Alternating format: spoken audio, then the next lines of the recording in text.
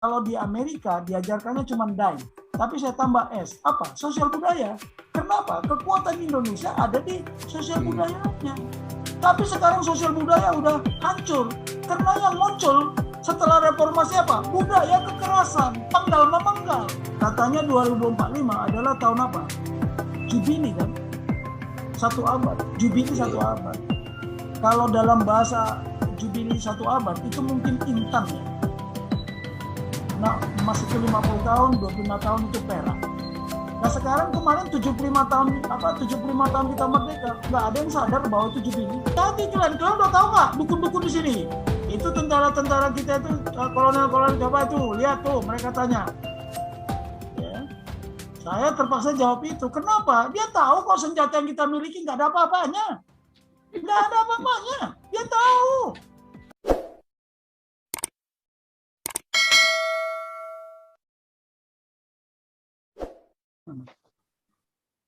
Nah ini memang berat ya Pak Paul, terus lagi.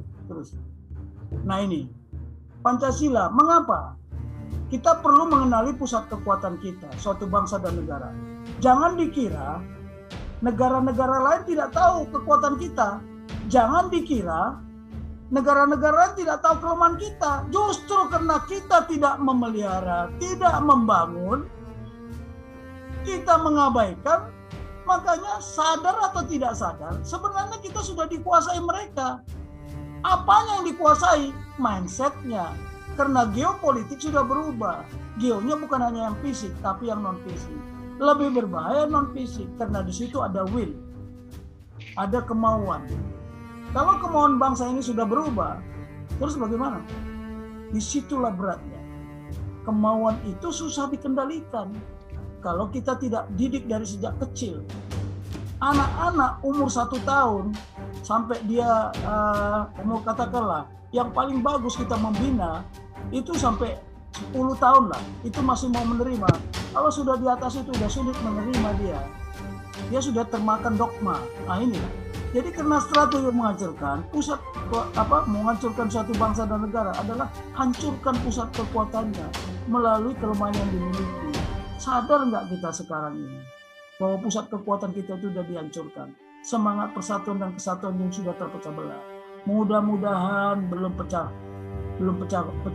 cermin. Kalau udah pecah cermin nggak bisa lagi disatukan. Saya sudah mengatakan berkali-kali, ketika negara ini pecah menjadi beberapa negara, tidak mungkin akan bersatu lagi. Beda, zamannya beda. Zaman sekarang di abad era globalisasi ini dengan di era abad 19 atau abad 20 yang lalu.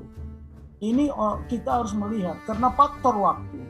Itu nggak bisa kita kendalikan. Mundur kita ke abad 19. Oh, dari mana? Itulah the power of time.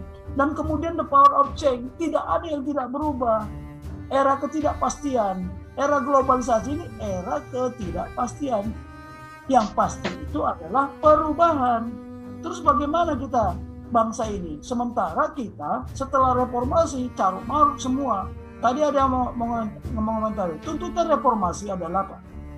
Menegakkan supremasi hukum, penegakan supremasi hukum, tapi tidak jelas hukum yang mana, hukum siapa, hukum negara kah, hukum nasional kah, atau hukum agama kah, atau hukum kelompok kah?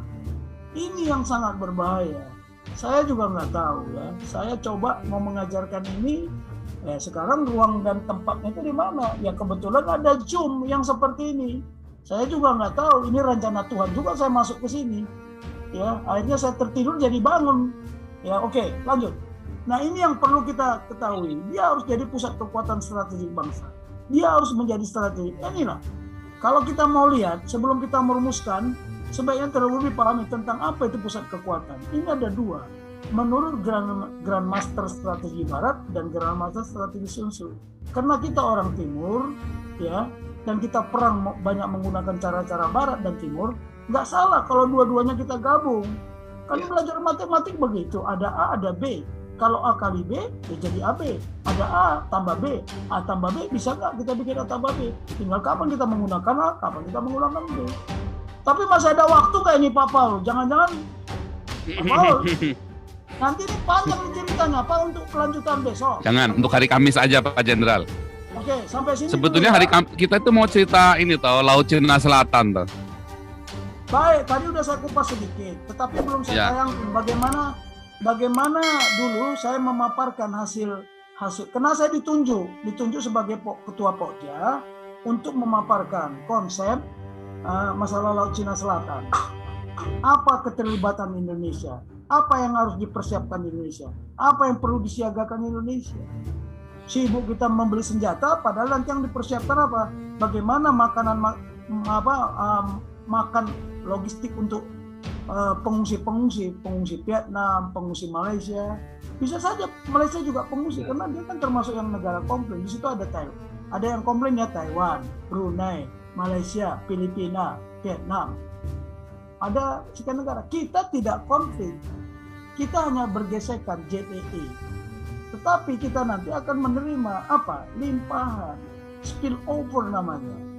Spill over dari peperangan mereka, dari konflik mereka. Saya pernah diundang ke Cina sebagai narasumber. Besok saya sampaikan konsep saya. Ya, saya sampai bertemu sama dengan apa? Orang keduanya angkatan bersenjata Cina, Kasumnya. Dia berdiskusi masalah apa? Security cooperation, ya, ASEAN Brotherhood. Cina ingin mengajak negara-negara ASEAN ini, kita kan saudara. Marilah kita pecahkan masalah Laut Cina Selatan. Cuman China policy masalah Laut Cina Selatan, dia tidak mau kalau multi ASEAN melawan dia sendiri. Dia maunya bilateral. Nah, saya waktu itu karena saya diangkat menjadi ketua delegasi dari perwakilan negara-negara ASEAN, dari Filipina, dari Singapura, dari segala macam. Ya udah, saya sampaikan, ya, kalau Anda ingin brotherhood dengan kita, ya memang kita sudah brotherhood, tetapi masalah kerjasama keamanan, ya ada kerjasama keamanan, ada kerjasama pertahanan. Ini susah karena mereka sudah lama sekali. Filipina dengan Amerika, ya Thailand dengan Amerika, sudah lama. Mereka nggak bisa kita paksakan. Ya silakan aja lah. Jadi hubungan itu hanya bisa dipecahkan antara bilateral. Silakan China dengan Malaysia, silakan China dengan Filipina. Tapi kalau dikeroyok sama ASEAN, ya kita Indonesia juga belum tentu mau. Karena politik kita bebas relatif. Saya sudah melakukan diplomasi. Mana diplomasi dari Kemenlu? Saya mau tanya. Nggak ada kok waktu itu datang. Karena waktu itu yang diundang tentara semua. Mohon maaf ini. Ya, sayang videonya nggak ada. Karena waktu itu hanya di surat kabar ada. Kalau dicari di dialek China itu ada. Nah ini nanti, kalau gitu nanti kita coba untuk menjelaskan bahwa bangsa ini harus tahu pusat kekuatannya dan pusat kelemahannya. Tapi kalau pusat kelemahan bangsa ini sudah disampaikan oleh siapa? Almarhum Mukhtar Lubis di dalam bukunya. Ya, karakter bangsa Indonesia. Ya, udah. Jadi mau apa? Itulah kelemahan kita. Tapi kalau nggak kita eliminir, kita maksimalkan supaya kelemahan kita itu bisa semakin hari semakin terkikis, itulah tujuan kita berpancasila. Tapi kalau sekarang yang terjadi terbalik malah Pancasilanya, nilai-nilai Pancasilanya yang tergerus. Nah ini yang rencana kita supaya buku ini bisa dibaca ya. Kemarin saya sampaikan itu orang BPIP, waduh, Pak Tobing ikut ke BPIP, enggak lah, saya berbuat untuk melengkapi. Kalau Bapak mau membantu saya bantu, tapi jangan terlalu banyak literasi. Bagaimana nilai-nilai ini bisa diimplementasikan? Di dalam apa? Strategi. Harus jelas dong. Strategi pembangunan, ya. Saya menyampaikan ada berapa strategi, coba sampaikan. Saya kemarin udah bilang sama Pak Paul, ada beberapa strategi yang tidak pernah ada, tidak pernah nyata. Kalau kita mau koreksi kritik pemerintah ini, kita bisa tanya mana buktinya? Bukan yang ada 4 itu. Ya itu nggak ada. Jadi terus bagaimana? Bukan nanti terus. Jadi tolong mungkin berapa menit lagi nih ya. Susahnya saya bukan. Ada strategi. Jadi coba ya saya sampaikan aja lah. Ini strategi nasional. Ini coba yang tadi coba yang tadi. Ini saya sudah ngajar berkali-kali di Sesko Angkatan, di Sesko TNI, bahkan pernah di BIN. Ya, saya ajarkan ini. national strategy of Indonesia. Nggak ada. Bagaimana kekuatan diplomasinya, bagaimana kekuatan intelijennya, M-nya itu militer, ekonomi. Bahkan saya nambahkan, kalau di Amerika diajarkannya cuma DRY, tapi saya tambah S, apa? Sosial budaya. Kenapa? Kekuatan Indonesia ada di sosial budayanya. Tapi sekarang sosial budaya udah hancur, karena yang muncul setelah reformasi apa? Budaya kekerasan, penggal memenggal. Yang inilah, ini. Ya, budaya khilafah itu Pak Jenderal. Ya sudahlah, makanya kan kita harus kembalikan. Itulah namanya, kalau kita gunakan power, juga kita nggak punya power. Ya kan? Kita hanya bisa bagaimana merebut hati dan pikiran.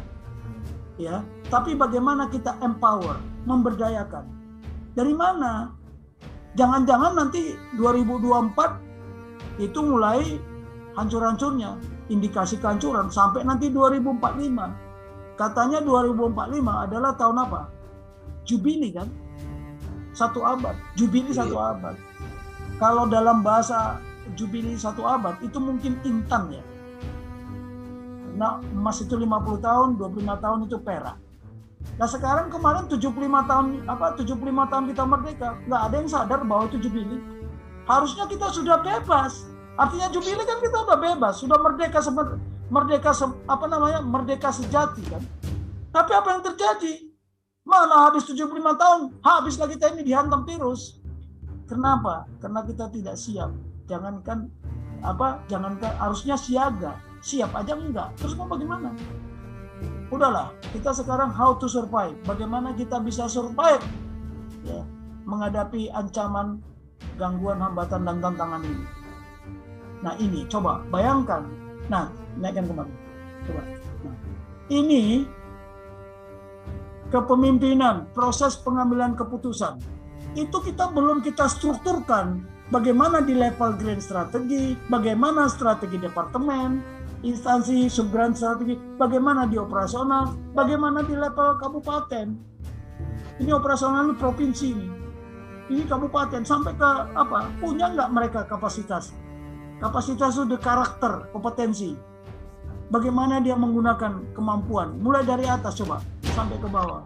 Saya kira ini belum diajarkan. Jadinya saling ketidaktergantungan. Coba ya, kalau berpikir mesti dari atas ke bawah. Ya, tapi kalau bertindak dari bawah ke atas. Perencanaan juga gitu, top down, ya, bottom up. Tapi mengerti nggak? Nah, bagaimana? Belum ada kan bentuk outputnya, satu pun belum. Lebih parah lagi kita ini. Negara lain tahu, aduh Pak Tobing, mana kalian kok nggak punya strategi? Saya bilang apa? Oh hati-hati. Kalau Anda kirim kami peluru kendali, kalian tahu nggak? Kita punya dukun. Nanti peluru kendalinya ngantem kalian sendiri. Ketawa semua murid-muridnya itu yang orang. Iya. Tawa dia. Hati-hati kalian. Kalian udah tahu nggak dukun-dukun di sini? Itu tentara-tentara kita itu, kolonel-kolonel, coba itu lihat tuh, mereka tanya. Ya. Saya terpaksa jawab itu. Kenapa? Dia tahu kok senjata yang kita miliki nggak ada apa-apanya. Nggak ada apa-apanya. Dia tahu. Dia tahu kok kapal kita itu bisa menyelam tapi nggak bisa timbul. Tahu mereka, ngomong mereka. Bahkan pernah saya tanya. Ada namanya Kolonel Mike waktu itu, siswanya.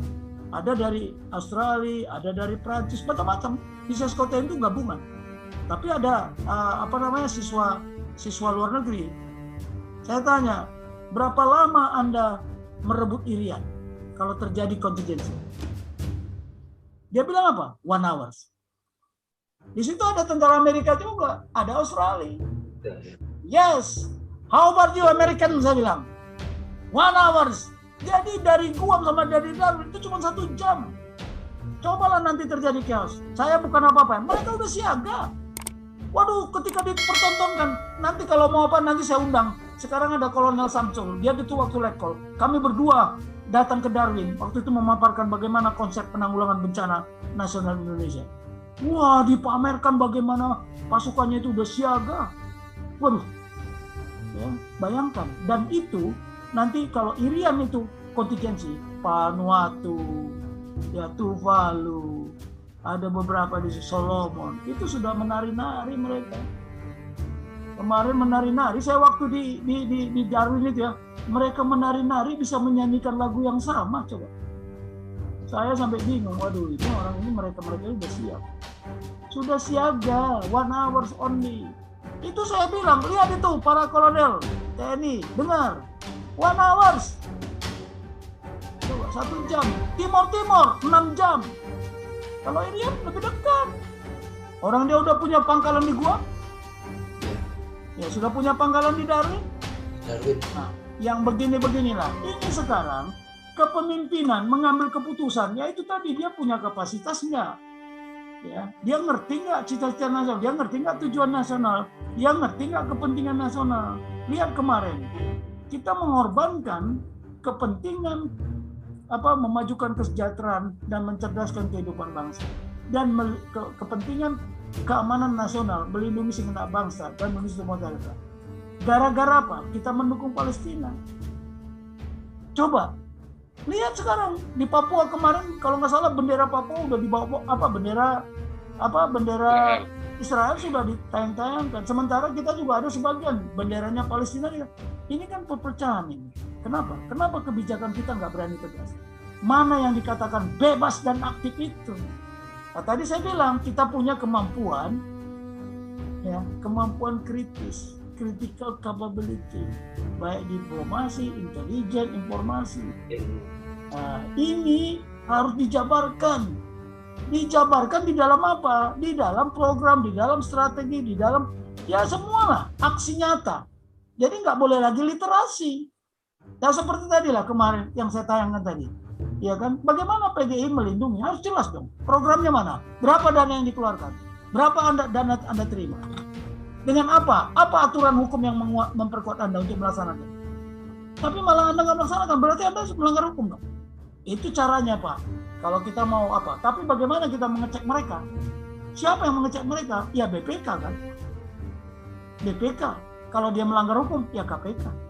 Tapi kedua badan ini jalan bersama nggak? Saya nggak tahu. Makanya perlu strategi pengembangan kekuatan dan kemampuan nasional yang meliputi apa? Strategi pembinaan kekuatan dan kemampuan nasional. Strategi pembangunan dan strategi pembinaan. Sudah dibangun, nggak dibina, hancur. Biasanya orang Indonesia begitu. Dia bisa beli barang, dia bisa membangun, tapi nggak bisa melihara. Kemudian strategi yang sudah dibangun, ya sudah dibina, itu harus digunakan. Digunakan bagaimana? Apa digelar dulu kekuatan dan kemampuan digelar supaya adil apa? Seluruh Indonesia merasakan. Nah, setelah itu apa? Digelar, digunakan, penggunaannya bagaimana?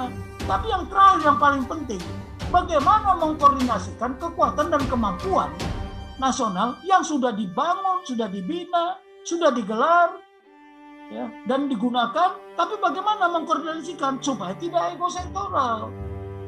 Nah yang begini ini pernah nggak diajarkan? Bullshit lah kalau ada yang diajarkan. Ya, saya mau belajar tentang strategi dari mereka karena memang saya dari taruna saya sudah gila strategi, crazy about strategi.